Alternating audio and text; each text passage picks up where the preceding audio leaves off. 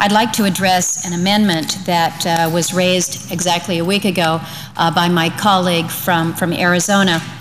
And this is regarding the importance of the essential air service to my state of Alaska.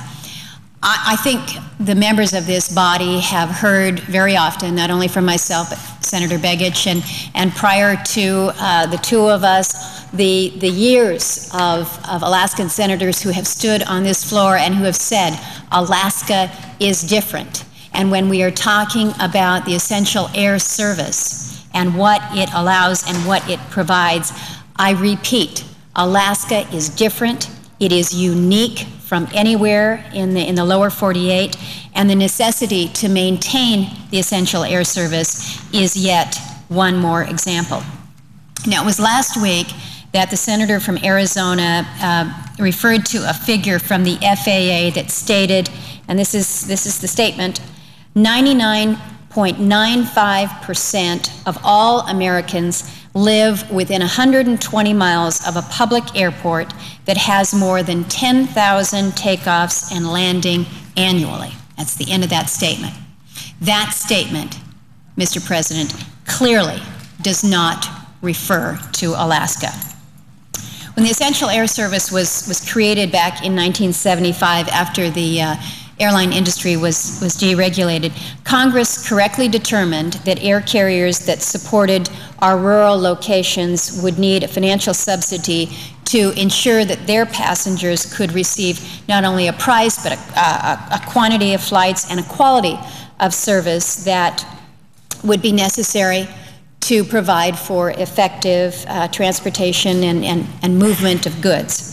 And at the creation of the EAS program, nearly every community in the state of Alaska was affected by the deregulation of the airlines industry, and there were about 130 communities that were put on that list back in '78. Today, we've got 44 communities in Alaska that are receiving essential air services. So let me just tell you some of the things about Alaska that do make it unique. And when we refer to essential air services, you can see that that title is actually a very apt description of what is provided in my state. Got the map of the state of Alaska. The red lines here that look like little arteries, that's our road system. We have 11,000, just a short of 11,000 miles of road system in the state of Alaska. I said, well, that seems like a lot of roads. Put it in context, California has 2.3 million miles of road in their state. But our road system is one that you look and it's just up and down here. You don't have much in southeastern. You don't have a thing along the Aleutian chain. You don't have anything in southwestern and north, just a few little roads around the Seward Peninsula. 80% of the communities in the state of Alaska are not connected by a road. Not connected by a road. So how do you get there? Well, if you happen to be in the southeast, you get there by boat. But the bottom line is we fly. And this is not a luxury. This is a necessity. You have to fly. We are the flyingest state in the country. So about 80% of our communities are not accessible by road.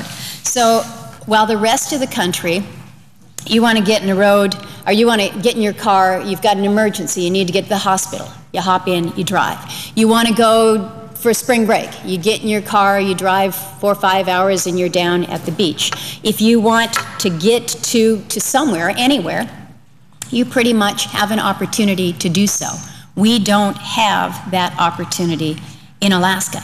So given what we face with a limited road system, weather, terrain issues, we in the state treat an airplane or helicopters like most Americans would treat your minivan. Aircraft in Alaska are not just a nice thing to have. They are a lifeline for survival, for subsistence, for travel, for recreation. They are truly an essential part of our everyday life. The city administrator of Atka, and Atka is all the way back at the end there, the end of the Aleutian Islands. The city administrator of Atka, Julie Dirks, sent a letter to the Alaska delegation explaining how the loss of EAS subsidies would negatively impact the city of Atka and the other rural communities in the state. And in the letter she writes, the loss of this program would be devastating to remote rural communities such as Atka and others in our region. Atka is not on a road system connecting the communities to other places, nor is there any type of marine ferry service connecting Atka to other islands or mainland Alaska. So even though there's a lot of water out there, you can't get there by boat. Air transportation, she writes, presently is the only method available providing access in and out of Atka. Costs of service are already high, even with the subsidy. Without the subsidy service, it would be too expensive or even non-existent. And Mr. President, I have the letter from the city administrator that I would like to have submitted as part of the record. Without objection. So I mentioned we've got 44 communities in the state of Alaska that receive an EAS subsidy. 38 of those communities are not connected in any way to this road system here, so they're forced to use air travel as their primary means of travel. So then you have to say, well, okay, that means that you've got 6 then that are on a road. Why can't they use the road? Why do we have to provide EAS for these 6 communities? So let's look at some of these communities. McCarthy is, I think it's this green dot right up there. McCarthy, oh wait, McCarthy's down here, excuse me. They don't have any road maintenance during the winter months. So pretty much between October and April, you're looking at a situation where your community is shut off. And that means no mail. That means no emergency services. That means no ability to get food supplies in. You basically have to wait it out until the road thaws in the spring. So if you don't have air service in a community like McCarthy, even though there is technically a road, for about 7 months, you're without. Another of the communities, Gulkana, is on a 2-lane paved road, but it's over 210 miles to the nearest medium hub airport. The other 4 communities, which are Circle, Central, Minto, and Manly Hot Springs, these are all located on 2-lane gravel roads. They require driving distances of at least 125 miles to the nearest hub airport. And again, you need to remember what kind of roads you're driving on. This is not like jumping onto I-95 or I-10. These are for the most part single lane roads. During most of the year, they are snow covered, limited visibility. You've got some tough temperatures that you're dealing with in the interior. It's pretty dark during this time of year. I mean, it is not a road that you just say, let's drive to town. Now, it has been noted by some of the opponents of the Essential Air Services program that the spending in Alaska it's out of whack. It's too much. So let's look at the facts as they relate to Alaska. There are currently 153 communities that are receiving subsidies according to USDOT, and Department of Transportation says, again, I mentioned 44 communities in Alaska, 109 communities combined for the lower 48, Hawaii, and Puerto Rico. And the critics say, well, it looks like Alaska has almost half as many EAS communities as the rest of the United States. Okay, that may be true. We'll grant you that. But what they ignore, what they forget, is how we compare in Alaska in conjunction with the rest of the country. So, and I know people get tired of looking at these maps about how big we are. Mr. President, the fact of the matter is we don't make this up. We don't just superimpose Alaska on the map of the country and say, isn't this a nice shape? We put it on the map of the lower 48 states to show the size. We are not that little state that's down in the water next to Hawaii or off of California, despite some of the maps that are still out there on people's walls. We're this big. We are this big.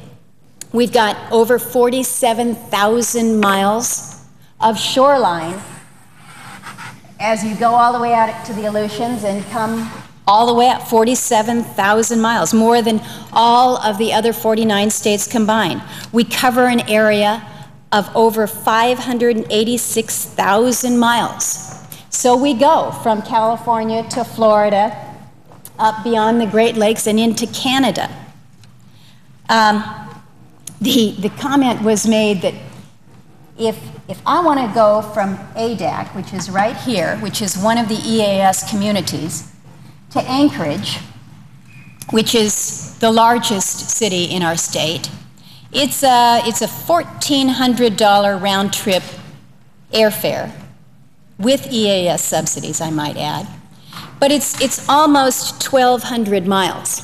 And that just gets you from ADAC into Anchorage. It doesn't get you down to the rest of the lower 48, but you put that in context, and that's like going from Kansas City to Boston, where I might add their round-trip airfare is $571. So it helps, I think, to put things in context when people are saying, well, Alaska's getting too much of a share of this. Monetarily, Alaska gets about $12.6 million in EAS subsidies. The rest of the nation gets over $163 million in EAS subsidies. In Alaska, we've got over 700 registered airports, 1,200 airstrips, and over 10,000 registered aircraft. So when you look at how our 44 communities who receive the subsidies, which receive less than 10% of the subsidies of the lower 48, to suggest that somehow or other they're getting something that is not equitable, again, I think it's important to put it in context. There's no roads to most of these communities. Now, it was commented by my colleague from Arizona that there was a 2009 GAO report on the Essential Air Services program. And it was indicated that the GAO thought that the Essential Air Services program might have outlived its usefulness, but there's a section of that report that was left out. And I think it's important to note that the writers of that report stated, quote, "The review focuses on communities within the continental United States that have received EAS subsidized service. We focused our review on these communities because the requirements in Alaska are different than for communities in other states, and airports outside the contiguous states are not representative of the program in the rest of the country." I think it's critically important that we look to what that full GAO report said and how it recognized that the situation, the circumstances in Alaska are entirely different and are not representative of what we see in the lower 48. So I think when we look to that GAO report, I think we need to put that also in context again. And another thing that must be kept in mind is we're talking about essential air services. This is what we're all talking about on the floor nowadays, is jobs and what's going on with jobs. The number of jobs that would be lost, the negative economic impacts that would result from the repeal of this program in Alaska would be consequential. Aviation in our state provides $3.5 billion to the state's economy. It represents 8% of the gross state product. It's the 5th largest employer in the state, employing about 10% of our total workforce.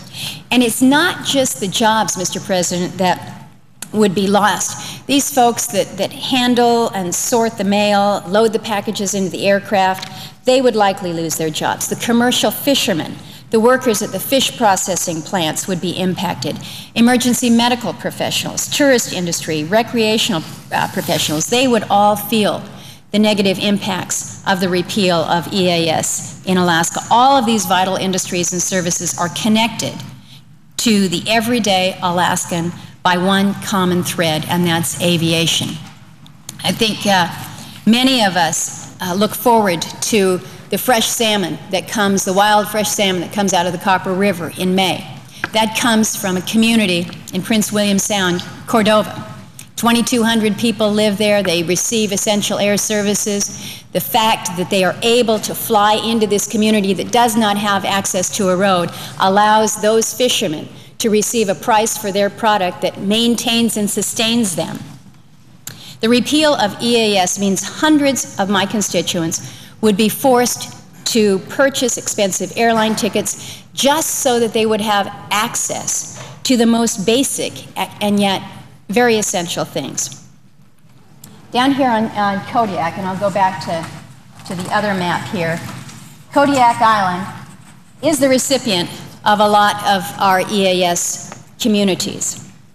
Island Air is an airline that services these 12 communities. 11 of these communities are served by float planes because there's no runway. So we don't even have the basic runway. You're flying in on a seaplane. Two of the communities that Island Air supports are Karluk and Aliktak. Round-trip airfare to Karluk to Kodiak, which sitting right in here, round-trip airfare is $254 a person. To Aliktak, it's $346 a person. Flights to these locations occur only 3 times a week. So if you're going to fly into Kodiak, you have to assume that you're going to have a couple nights of hotel costs, lodging expenses. So this brings the price of your trip to about over $500. But if the EAS program is repealed, the costs per person to get to these locations jumps to over $1,800. And this is just to get from the little village to Kodiak. This is not getting you to Anchorage, where you can get medical services. It's not getting you to where you can get to the shopping that you and your family may need. These expenses are also just for the airfare and not for the lodging. It doesn't allow for the purchases of supplies, mail, tourism, any of the other activity that members and visitors to these communities might engage in. So I think it's fair to say that if we repeal ESA, Island Air will no longer be able to serve these communities. They would be forced to lay off their employees, but you don't have service to these areas.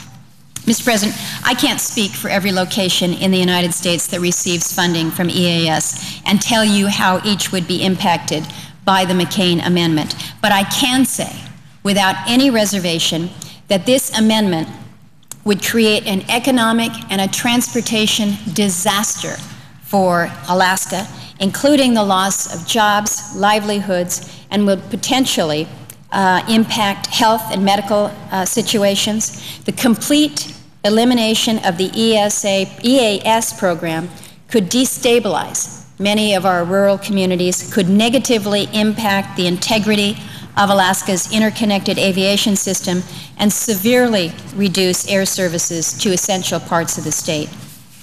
EAS has been and will continue to be a critical and an instrumental component of Alaska's aviation transportation system network, while providing important jobs and allowing necessary and critical access to rural and isolated communities within our state and across the nation. Mr. President, I have consumed the time that I was allotted here this morning, but I cannot repeat enough, I cannot reiterate the importance of a program like Essential Air Services to a remote and a rural state like Alaska. It truly is essential. And when this amendment comes before the body, I would urge defeat of the McCain Amendment. With that, Mr. President, I yield the floor. Mr. President. The senator from West Virginia. I'm only going to comment for a minute.